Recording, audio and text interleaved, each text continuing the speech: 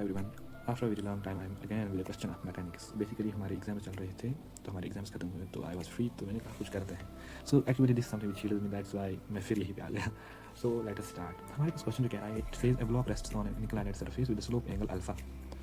The surface moves with the horizontal acceleration a which lies in the same vertical plane। मतलब जो हमारे इस tab का या जो इस बोर्ड का वर्टिकल प्लेन है वही ये कह रहा है। As a normal vertical surface determine the values of coefficient of friction mu that allow the block to remain stable. Means block जो है ये मूव नहीं कर रहा है, ये पूरा का पूरा सिस्टम जो है ये डायरेक्शन से सॉरी ये एक्सेलरेशन से इस डायरेक्शन में जा रहा है। तो हमें क्या बताना है, हमें वैल्यू ऑफ म्यू बताना है।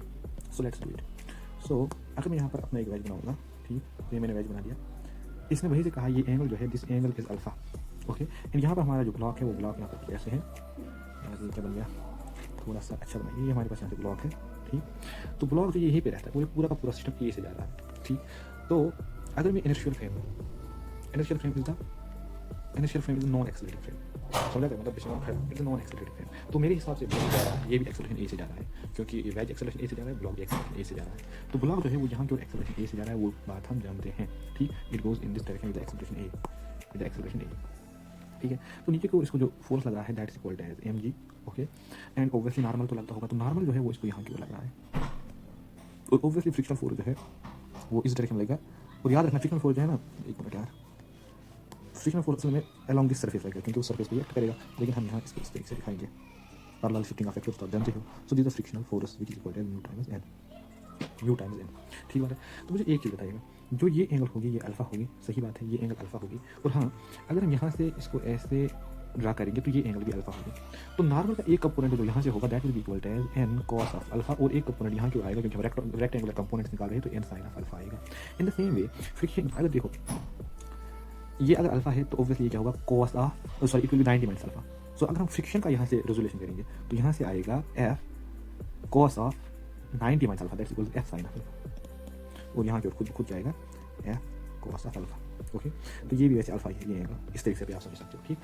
तो मुझे एक चीज़ बताइएगा, जो ये डायरेक्शन है वाई डायरेक्शन जो है इसमें कोई मोशन नहीं हो रही है, एब्सोल्युटली नॉट। तो आई कैन से दैट मेरे पास जो N cos of alpha plus F sine of alpha है ये एम जी के बराबर है, ये मैं बता सकता हूँ, ठीक बात है।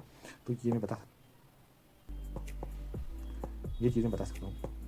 लेकिन जो ये डायरेक्शन है, इस डायरेक्शन में मोशन हो रही है ब्लॉक की, क्योंकि I am the inertial frame, means मेरी कोई एक्सेलरेशन है ही नहीं इस वक्त, मैं रेस्ट पे हूँ, तो मेरे हिसाब से ये ब्लॉक इधर जा रहा है। तो इधर जाने के लिए इसको एक फोर्स यहाँ की ओर मिल रहा है और एक अपोजिट फोर्स मिल रहा है। तो इसका मतलब क्या है, इसका मतलब है N sine of alpha minus F cos of alpha is equal to mass into acceleration, okay.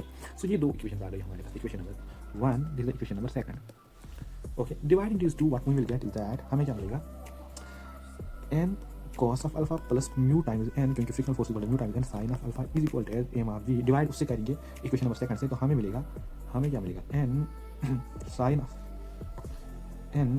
Of alpha minus mu times N cos of alpha divide by N A, ठीक।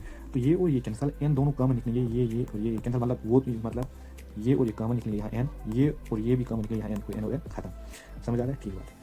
अब ए को इसके साथ मल्टीप्लाई, जी को इसके साथ मल्टीप्लाई, ओके, बेसिक मैथमेटिक्स से। तो हमारे पास a cos of alpha plus a mu sine of alpha is equal to ji sine of alpha minus g mu cos of alpha आएगा, ओके।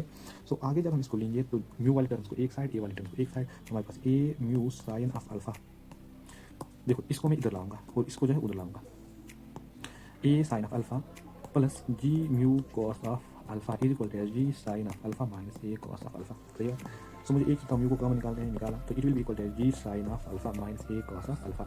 अब देखिए म्यू को मैंने कॉमन निकाला, वहाँ पर फिर क्या रहेगा, a sine of alpha plus g cos of alpha, तो ये जो है यहाँ के ऊपर डिवाइड होगा, ठीक। तो इसको मैं यहाँ डिवाइड लगाऊंगा। सो डिवीजन में हमारे पास a sine of alpha mine plus plus plus plus g cos of alpha आएगा। So it is g sine of alpha minus A cos of alpha divide by a sine of alpha plus g cos of alpha. So हमारा mu का जो value है that is equal to this, okay, or you can even write it like this, okay, you can write it like this, mu is greater than or equal to g sin of alpha minus a cos of alpha divided by a sin of alpha plus g cos of alpha. Now you'll say why this greater than or equal to आपने लिखा है यहाँ पर, तो वो मैं वो बताऊंगा। देखो जो यहाँ पर फ्रिक्शनल फोर्स है, हमें क्या मालूम ये स्टैटिक फ्रिक्शन है या उससे कम जो एडजस्टिंग फ्रिक्शन है, मतलब हमें मालूम ही नहीं स्टैटिक फ्रिक्शन होगा यानी maximum value of static friction होगा या जो उससे कम वाला वैल्यू होगा, हमें पता ही नहीं। दैट इज हम ये पॉसिबिलिटी है फ्रिक्शन जो है इधर ये मतलब हाईएस्ट वैल्यू होगा या उससे कम, दैट इज हमने क्या कहा, this mu will be greater than और equal to this, okay. So ये हमारे पास आंसर आ गया, थैंक यू।